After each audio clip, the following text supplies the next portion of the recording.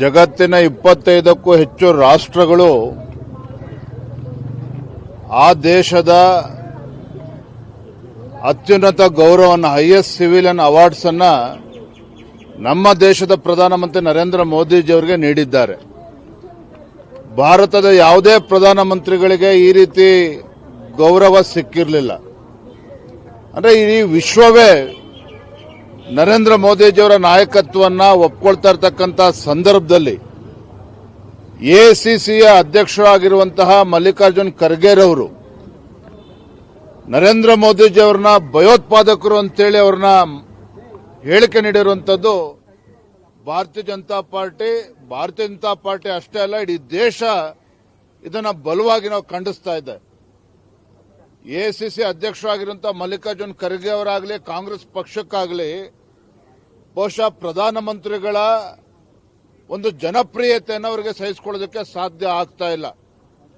ಅತ್ಯಂತ ಹಿಂದುಳಿದ ಸಮಾಜಕ್ಕೆ ಸೇರಿರ್ತಕ್ಕಂಥ ನರೇಂದ್ರ ಮೋದಿಜಿಯವರು ದೇಶದ ಪ್ರಧಾನಮಂತ್ರಿಗಳಾಗಿ 12 ವರ್ಷಗಳ ಕಾಲ ನಿರಂತರವಾಗಿ ಈ ದೇಶವನ್ನ ಮುನ್ನಡೆಸಿಕೊಂಡು ಹೋಗ್ತಾ ಇದ್ದಾರೆ. ಇದನ್ನ ಇವರಿಗೆ ಸಹಿಸಿಕೊಳ್ಳೋದಕ್ಕೆ ಸಾಧ್ಯ ಆಗ್ತಾ ಇಲ್ಲ.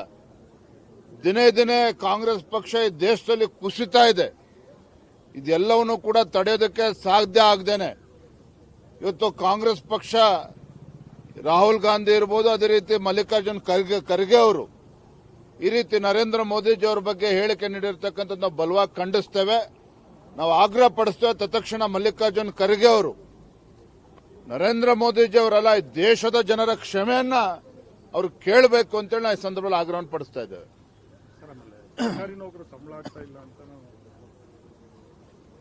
ಇದೇನು ಹೊಸ ವಿಚಾರ ಏನಲ್ಲ.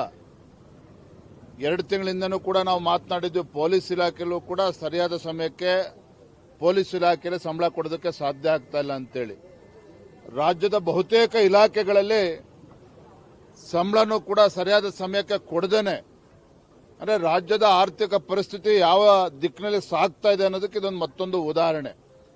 ಆದ್ರೆ ಈಗ ನನ್ನ ಅಧಿಕಾರ ಪತ್ರಿಕೆಗಳಲ್ಲೂ ಕೂಡ ನಾನು ನೋಡ್ತಾ ಇದ್ದೆ, ಅಧಿಕಾರಿಗಳು ಕೆಲವು ಸಬೂಬುಗಳನ್ನು ನೀಡಿದ್ದಾರೆ.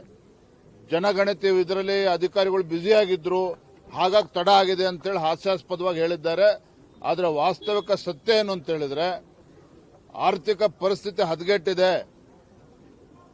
ಮಾನ್ಯ ಮುಖ್ಯಮಂತ್ರಿಗಳು, ಹಣಕಾಸು ಸಚಿವರು ಏನಿದ್ದಾರೆ, ಇದ್ಯಾವುದನ್ನು ಕೂಡ ಸರಿದೂಗಿಸೋದಕ್ಕೆ ಸಾಧ್ಯ ಆಗದೇನೆ ಸರ್ಕಾರಿ ನೌಕರರಿಗೆ ಸಂಬಳವನ್ನು ಕೂಡ ಸರಿಯಾದ ಸಮಯಕ್ಕೆ ಕೊಡದೇ ಇರತಕ್ಕಂತ ಒಂದು ದುಸ್ಥಿತಿಗೆ ರಾಜ್ಯ ಬಂದು ತಲುಪಿ ನಿಂತಿದೆ.